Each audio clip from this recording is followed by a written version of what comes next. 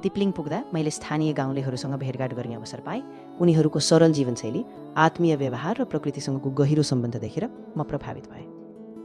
मैले एकजना स्थानीय बासिन्दासँग कुरा गरेँ। उहाँले भन्नुभयो, हाम्रो जीवन कठिन छ, तर हामी प्रकृतिसँग खुसी छौँ।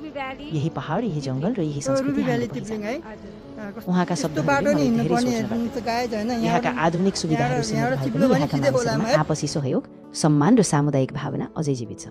गाउँमा परम्परागत घरहरू, स्थानीय वेशभूषा र पुराना संस्कारहरू अझै सुरक्षित देखिन्थे। यात्राको अर्को आकर्षण थियो स्थानीय खाना। वनजङ्गलबाट आएको कस्तो मिठो सुगन्ध के मर्निङ टाइममा, बिहानको समयमा कस्तो सुन्दर के मिठो एमोरा के। स्थानीय अन्नबाट बनाइएका परिकारहरू, ताजा तरकारी र प्राकृतिक स्वादले भरिएका भोजनले यहाँको जीवनशैली झल्काउँथ्यो। प्रत्येक परिकारमा स्थानीय संस्कृति मिसिएको महसुस हुन्थ्यो। रुबी भाइले जैविक विविधताले पनि यस्तो धेरै पाउँछ है। बाटोभरि विभिन्न प्रकारका वनस्पति, चराचुरुङ्गी र प्राकृतिक स्रोतहरू देख्न पाइन्छ। गाउँको नाम के हो? यहाँको वातावरणले मानिसलाई प्रकृतिप्रति अझै नजिक बनाउँछ।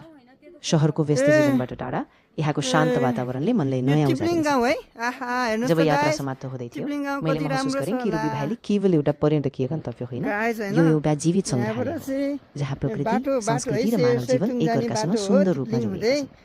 धादिङदेखि तिप्लिङसम्मको यो यात्रा मेरो लागि केवल नयाँ ठाउँ हेर्ने अवसर थिएन। यो नेपालका लुकेका सम्पदा, सङ्घर्षशील मानिसहरू र अद्भुत संस्कृतिलाई नजिकबाट बुझ्ने अवसर थियो। रुबी भाइले छोड्दै गर्दा मेरो मनमा एउटा भावना थियो, नेपालका यस्ता अनगिन्ती कथाहरू अझै संसारले सुन्न बाँकी छन्।